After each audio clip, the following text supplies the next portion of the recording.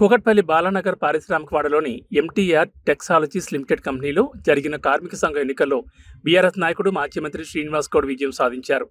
BRTU అభ్యర్థిగా పోటీ చేసిన శ్రీనివాస్ గౌడ్ తన సమీప ప్రత్యర్థి బీఎంఎస్ అభ్యర్థి అయిన మెదక్ ఎంపీ రఘునందన్ రావుపై కేవలం 6 ఓట్ల స్వల్ప మెజార్టీతో గెలుపొందారు. ఈ ఎన్నికల్లో ప్రధానంగా 3 యూనియన్లు పోటీపడ్డాయి. మొత్తం 463 ఓట్లు పోలవగా శ్రీనివాస్ గౌడ్కు 193 ఓట్లు, రఘునందన్ రావుకు 187 ఓట్లు, సిఐటియు అభ్యర్థి చుక్క రామయ్యకు 83 ఓట్లు దక్కాయి. విజయం సాధించగానే బీఆర్టీయూ నాయకులు, అభిమానులు పెద్ద ఎత్తున సంబరాలు చేసుకున్నారు. అనంతరం శ్రీనివాస్ గౌడ్ మాట్లాడుతూ తన విజయానికి కారణమైన ప్రతి ఒక్కరికి ధన్యవాదాలు తెలిపారు.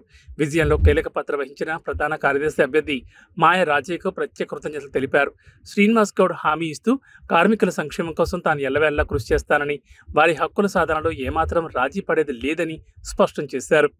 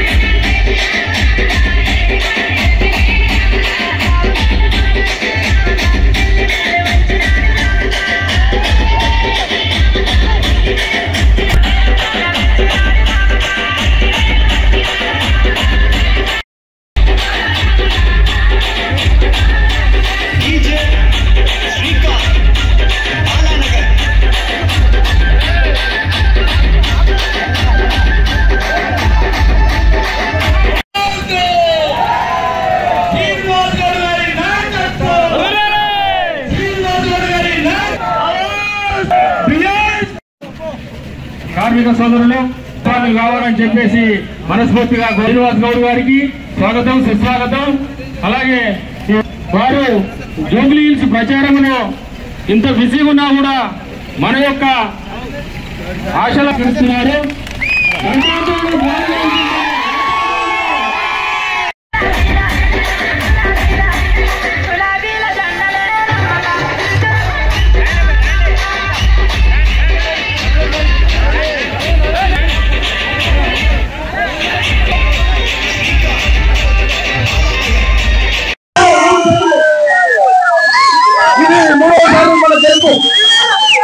నిజాలు చెప్పాలంటే మనం శ్రీలంక నాయకత్వం ఎంతమందితో అందరూ ఆలోచించాల. మన శ్రీలంక మాట ఇచ్చిందంటే ప్రతి కార్మికుడికి చాలా న్యాయం జరుగుతుంది. 359 మందికి పర్మనెంట్ చేసిన ఘనత మన శ్రీలంక. అట్లాగే మన కంపెనీలో 50% లేకుండే, బేసిక్ 30% ఉండే.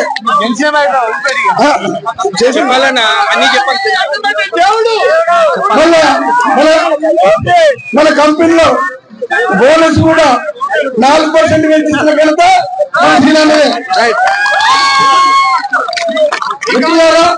మన శ్రీలంకని ఇంకా భారీ మెజార్టీతో గెలిపించాలనుంటే వాళ్ళు 10,000 పనులు చేయడం వల్ల కొంత మనకి పట్టింది. అయినా మనం 10,000 ఇచ్చే మనం చేసినామంటే మన శ్రీలంక విజయం చాలా గొప్ప. శ్రీలంక నాయకత్వం,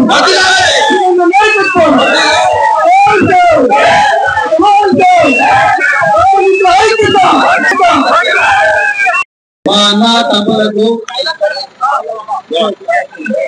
ఈ గెలుపు కృషి చేసినటువంటి ప్రతి ఒక్క కార్మిక సోదరులకి, రాజయ్య గారు అందరి పేర్లు అంతా, ఎందుకంటే అందరు తీసేసి కనుక ఒక పేరు చెప్పకపోయినా మళ్ళీ బాగా ఉంటుంది. రాజయ్య అందరు చెప్పాలి. ఎంతో ప్రేమతో మీరందరూ కష్టపడి, నేను రాకపోయినా పని ఉన్నప్పుడు వస్తాడు, పని చేయిస్తాడు.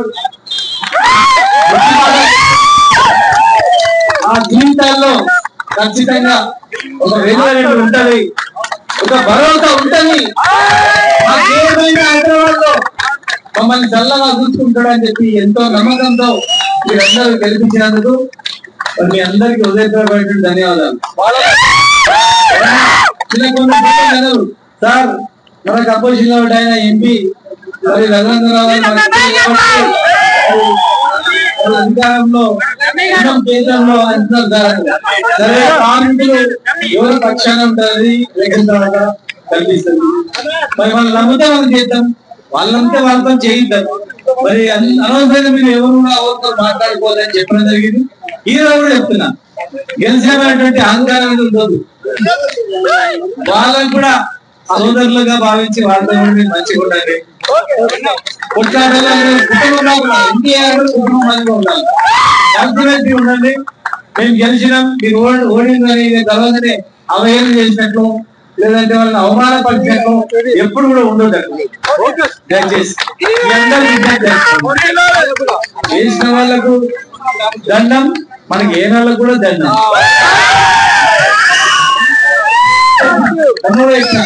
ఆపద వస్తే మా కుటుంబంలో అందరినీ నేను అనుకుంటా మా ఊరికి మంచిగా మెత్త మెత్త చుక్కలు వేస్తే ఓ బుక్కలనే వేస్తాను.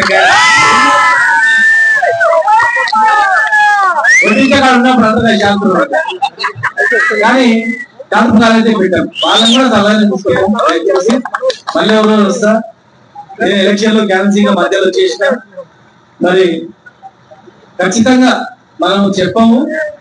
గతంలో కూడా చెప్పకుండా చేసి చూసాము. ఇప్పుడు కూడా సాధ్యమైనంత వరకు ఇంకా ఏమైనా సమస్యలు కానీ అన్ని సమస్యలను దృష్టి పెట్టి ఆ సమస్యలు అధికారులతో లేబర్ డిపార్ట్మెంట్ తో మాట్లాడి యజమానులతో కూడా మాట్లాడి ఒప్పించి మెప్పించి ఈ సమస్యలు మరొకసారి ఉపయోగపూర్వకంగా ఈ గెలుపు మీదే.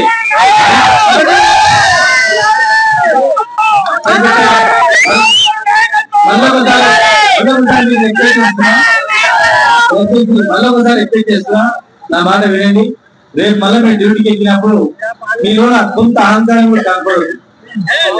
కలిపినా అదే అయిపోయింది, మేము చేస్తాం, మా నాయకులు తెచ్చుకున్నాం, మేము పని చేయిస్తాం భయ్, మా పనులు చేసుకుంటాం, మీ పనులు చేస్తాం భయ్. కలిసి ఉండండి, కూడా సంతోషంగా భేదాలు రాకుండా ఏ భేదాలు లేకుండా ఉండండి. రాజయ్య గారు కూడా నేను చెప్తున్నా, వచ్చేటప్పుడు మంచి ఏ సమస్య నా దృష్టించుకోండి. 10 మంది కలిసి రండి, 10 మంది కలిసి వచ్చి నన్ను కలవండి. నేను నా కాన్సెప్ట్ లో గంట పోయినా గంట వస్తా అన్నా అంటే వెంటనే నచ్చి మీకు కష్టాలని బాగా వచ్చుకుంటా. మరి రేపు జరగబోయే జూబ్లీ ఎలక్షన్ లో కూడా మీ వంతు సహాయ సహకారం కావాలి. ఆయన కూడా పైకి వచ్చి మధ్యలో చనిపోయినందుకు బై ఎలక్షన్ వచ్చింది. మరి చనిపోయిన తర్వాత వచ్చిన బై ఎలక్షన్ లో తన భార్య తన భర్త యొక్క మిగతా పనులు నేను చేస్తా, సేవ చేస్తా అని వచ్చింది. మరి వాళ్ళు కూడా మన వాళ్ళు చాలా మంది అక్కడ ఉన్నారు, సంబంధించిన వాళ్ళు చాలా మంది బంధువులు ఉన్నారు, చుట్టాలు ఫ్రెండ్స్ ఉన్నారు కనుక అక్కడ స్థానికులు కొంతమంది నాకు కంపెనీ వాళ్ళు ఉన్నారు కనుక ఆమెకి కూడా కృషి చేయాలని చెప్పి మీ అందరినీ విజ్ఞప్తి చేస్తా ఉన్నా. రాబోయే ప్రభుత్వం మన ప్రభుత్వమే, ఖచ్చితంగా చూడండి. అప్పుడు మీకు ఇంకా మీకు మీ కుటుంబ సభ్యులకు పూర్తి సహాయ సహకారాలు అవుతాయి. నాకు ఒక కులం కానీ, ఒక మతం కానీ, ఒక వర్గం కానీ ఏం లేదు. మన హైదరాబాద్ లో మనందరం అన్నదమ్ములమే. ఒక కడుపులో వచ్చిన పిల్లలు ఎప్పుడు అక్కడ మనం తెలుస్తుందని చెప్పి తెలియజేస్తూ